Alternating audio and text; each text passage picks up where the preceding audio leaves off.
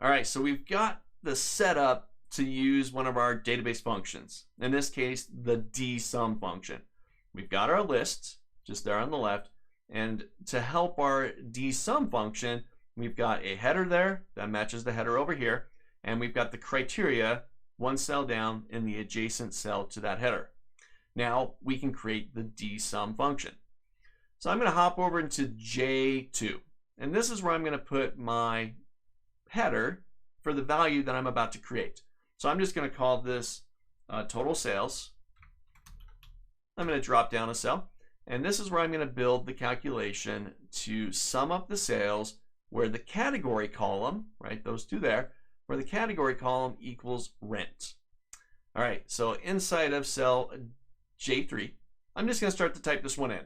So I'm going to say equals D, and you'll see you get a bunch of them that start with the letter D in there. And if I scroll through, you'll find DSUM. There it is.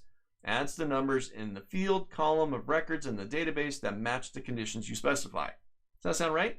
I want you to sum up this column where this is true, category equals rent. I'll give that a double click.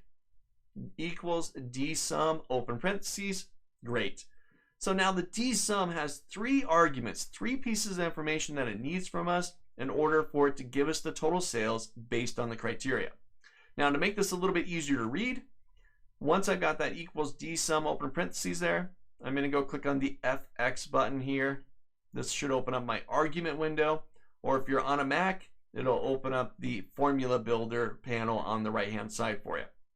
Now the three options that I have there, database, first thing the function needs to know is where's your list? What's the range for your list? So I'm going to go select A1, that's the top of my list. I'm going to use some shortcut keys here. I'm going to do Control Shift down arrow. That'll highlight that column all the way down to the bottom. Then I'm going to do Control Shift right arrow, and that will highlight all of the data, all of the columns there. So now I've got A1 to F59. Now, if your shortcut keys aren't working for you, I love them, but sometimes they don't work. Your keyboard setup is a little bit different. You could just type in the A1 to F59, or you can click and drag to highlight that range as well. Whatever works. The important part is we get the database, the whole list inside of that field, that reference right there. Now, the next thing it needs to know is the field that we ultimately want to sum. Right? In this case, we want to sum the total sales column. Now, because we already selected the entire list, the only thing the field needs is F1. That cell right there, total sales, F1, where that total sales cell lives. You can see down here, field is either the label of the column, so I could put in total sales, but I know I'll misspell it. So in double quotation marks, or a number that represents the column's position in the list. So I can also put 1, 2, 3, 4, 5, 6. I could put that in there as well. Or F1, this works for me because I just click on the cell and I'm done. There we go. The next thing that we need inside there is the criteria. So we specified the database, the list. We've told it which column we want to sum, and then the criteria is going to be this area here, our I2 to I3 range. That includes our header and the adjacent cell of I3, which contains your rent. This is it. We don't have to filter the list. There's nothing else additional that we have to do to the list. Keep it as is. I'm going to hit OK. And we get our total results for total sales based on the category of rent. That's it right there.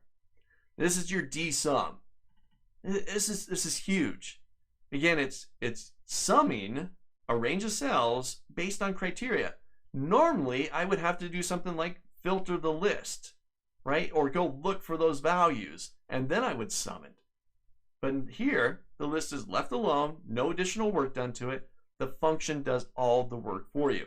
All you have to do is set up the header, the one that you want to search, and the actual criteria that you want to look for. So try this one out. This is your DSUM function inside of Microsoft Excel.